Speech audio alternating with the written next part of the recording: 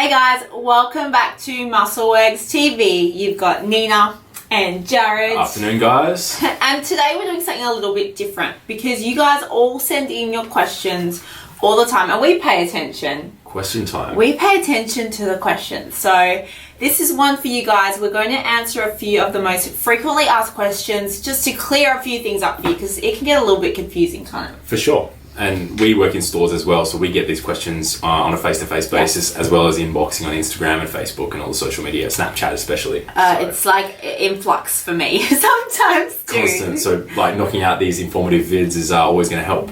Exactly. So let's get cracking. So one of the, well, you go with the first one actually. I think it's more. The first one is pretty, it's actually pretty common. Like a lot of pre-workouts these days actually contain creatine. So if it does, some people wonder if, because it's in their pre-workout, should they take it separately as well? So I think it's important to revert back to how creatine actually works and how often you should take it. So it's best to be taken every single day. Yeah. Monohydrate, that is, if we're talking purely creatine monohydrate. Yeah, just any creatine really. True that. Taken daily. But obviously with your pre-workout, you may not take that every single day. You might only take it, on mornings you feel tired, or you might take it 3 or 4 days a week, you just want to cycle it. So you're not getting the full benefits of the creatine. So when you get that muscle cell saturation with the creatine, you're using it up, but you're not replenishing it. So I think it's important to say, even if you have a pre-workout that contains creatine, you still want to take it separately as well to get the full benefits of the creatine. So just a couple off the top of my head, Nitroflex, Blackstone Labs Dust, these products don't contain any creatine. So you'd happily just go and take your 5 grams of creatine mono once daily, and there you go. If you had a pre-workout with creatine, just don't worry about that it's in there. Still take your creatine separately. Yeah. Because it's never a full dose anyway. Exactly. And even if you're cycling off creatine, you can still use a pre-workout with creatine in there, because a lot of them aren't fully 5 grams of creatine mono. They might be a little bit lower dose, so it's not going to affect your like off cycle as far as creatine goes. Don't overthink it. Just take creatine. Simply just stack them together. And creatine's so cheap anyway these days. It's like $30 for like 100 serves. Like, so beneficial. Why wouldn't you take it, So, exactly. So to answer that, make sure get on the creatine. If you're taking pre-workout, doesn't matter. Exactly. Get on it. Yeah. Okay, question 2. Yes. Kinda, sorta. I'll elaborate. So if you're wanting to take, say your goal is weight loss and you're wanting to add a fat burner in to accelerate that weight loss, say it's a stimulant-based fat burner, you can still use a pre-workout as well. Obviously, you don't want to have them in conjunction exactly the same time because it's too much stimulants, but you can have them in the same day. So for example, if you're training in the evening, I would take my fat burner in the morning and still use my pre-workout later that evening or in the day, or vice versa. Take your pre-workout morning and fat burner at lunchtime. Exactly. So you can do that, but there are also a lot of like stimulant-free fat burners and stimulant-free pre-workouts. So say you had one product that had stimulants and caffeine, the other one doesn't. So there's so many options. So yes, you can take them both in the same day. That is no problem. I think it's important to know that the main conflicting factor in taking them at the same time is the stimulant content. Yes. Most fat burners and most pre-workouts are pretty heavily dosed on stimulants for the most part. So you can't just go and take a scoop of each and think it's all good. You're probably going to crash straight away because you're going to have an overdose of caffeine and stims. Ping off my face and probably not sleep for like 2 days. Exactly. So if you're going to stack them together, make sure you're stacking it one that's non-stim and one that's a stim. So maybe a non-stim pre-workout with a stimulant fat burner, or vice versa. Yeah. So, or if you're like me, I just add a C2L-carnitine to absolutely everything, and then you're fine.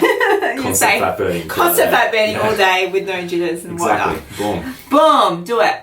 So question 3, we get this all the time, or I get a version of this all the time, is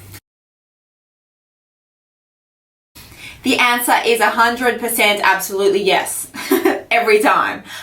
You need to fuel your body before you train. So I would highly recommend anywhere between an hour to 2 hours, depending on how much or how big your meal is and how much digestion time you need. Have a protein and carbohydrate based meal. 100%. If say, the biggest question I get is say morning training, like people are like, I can't eat that early, at least have a protein shake before you go, or at least have a little bit of carbs, just something, and then that's when your branched chain aminos are so important to drink during training, especially in the morning if you haven't got enough fuel. Probably even with the morning train is more important because you've just slept for 8 hours and you haven't eaten that whole time. And if you go and train, straight away, you're 8 to 10 hours without any food. That's probably the most beneficial time to have something definitely before you train. Only time you can get away with not eating, in my opinion, before training is first thing in the morning if you're just doing cardio.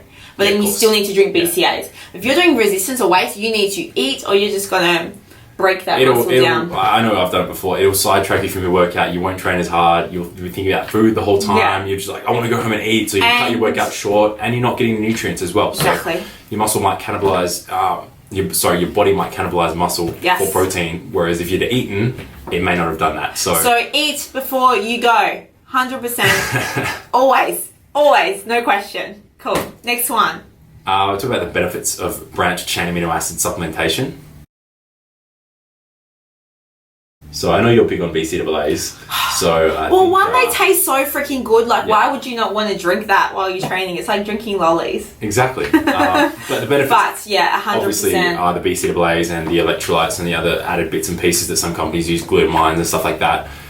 Just to increase the protein synthesis, enhance muscle repair, and make sure you've always got enough amino acids circulating, so you're not doing what I just spoke about before, so your body's not cannibalizing actual muscle for protein. I want to point out that a lot of people will say to me, I recover fine, because BCAAs are essentially for extra recovery. However, you're not, when you're training, your body searches for those amino acids. You don't feel these chemical reactions happening in your body, but they're there. So you want to stop any muscle breakdown, you want to reduce any fatigue, you want to get the most out of your session, and you want to recover as optimally as possible for the next day so you can go hard again. So branched chain aminos do all that, and I would not train without them anymore. It's all about ticking all those little boxes as well, to making sure you're getting the whole the results in the big picture. So if you skip off the BCAAs and maybe skip off the creatine, and then you don't take your pre-workout, suddenly you've missed 3 things where you could have been ahead of the game. Yeah. So there's people that take all their subs and eat right and get their sleep. That's the people that get results. Exactly. So every little bit counts. So make sure you get on the BCAA train. 100%. Another question. Yeah, the last one. The 5th one is again related to nutrition. Is what do you think about that, Nina? Okay, well, you can, right? So what matters most is that you're getting enough protein intake over your whole day. However, after training, you want to get, in my opinion, if you want to push the limit to get the most optimal results possible, you want to do a protein shake versus a protein bar, because you're getting that uptake nice and quick. It's getting into your muscle the quickest way possible and triggering that recovery process. So in my opinion, I would 100% recommend a protein shake or quick absorbing protein after training, whether that's in a smoothie or whatever, with some carbs, as opposed to your protein bar, which I would actually recommend more for a snack, because it's going to take longer to digest and longer for those amino acids to get into your muscle. Yeah. So I would definitely do protein. Completely agree with Nina. Your body needs to break that protein bar down like any other food, whether it's chicken or rice or whatever. It needs to break it down into the specific amino acids. Whereas if you take a whey protein isolate or hydrolysate, which is what we recommend post-workout, it's pre-digested, so you're absorbing it straight away. If you want to eat your bar, eat it an hour after that. A protein bar is like a last resort. If you don't have a shake with you, or if you don't have the ability to have a shake and there's protein bars available, obviously it's a better choice than having nothing. And protein per serve is a lot cheaper than a protein bar per serve. Protein powder is much cheaper. 100%. Buy a tub, 30 serves, it costs you $1 a serve. Protein bar, $4, $5, $6 in some gyms I've seen it. Yep. Crazy, man. So I hope we've cleared up a few queries for you. Make sure you follow us on all our social media avenues. So muscleworx, Facebook, Instagram, Snapchat. We are always all over that. Everything, man. Keep sending through your questions, because we will keep answering them for you, as well as breaking down all the product reviews for you guys. Giving you guys the knowledge so you can buy the right products. Cool. Well, we'll catch you next time. Enjoy. Yo. Get in to the chair. Dude, my butt's too big. You're too tiny, man. I mean, too tiny. My butt's too big. Man, like normal. Winging. Winging is the best type of videoing. Wing. Get out of the shot. It's just me. It's all ninja cam.